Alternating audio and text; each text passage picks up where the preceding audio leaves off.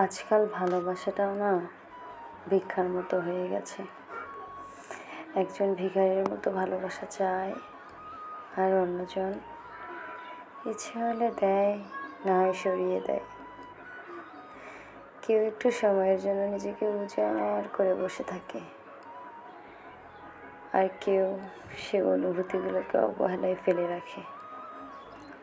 অদ্ভুত এই সম্পর্কগুলো, যেখানে একজন একটু যত্নের আশায় বাঁচে, আর অন্যজন সেই যত্নগুলোকেই গুরুত্ব দেয় না।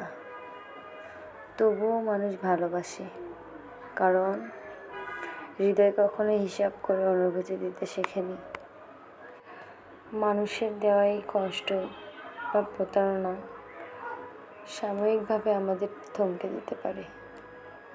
আমাদের মনে হতে পারে আমরা বোধহয় সব হারিয়ে ফেলেছি, কিন্তু এই ক্ষণিকের শূন্যতা আসলে জীবনের শেষ কথা নয়। যারা ঠকায় তারা হয়তো সাময়িক জয়ে তৃপ্তি পায়,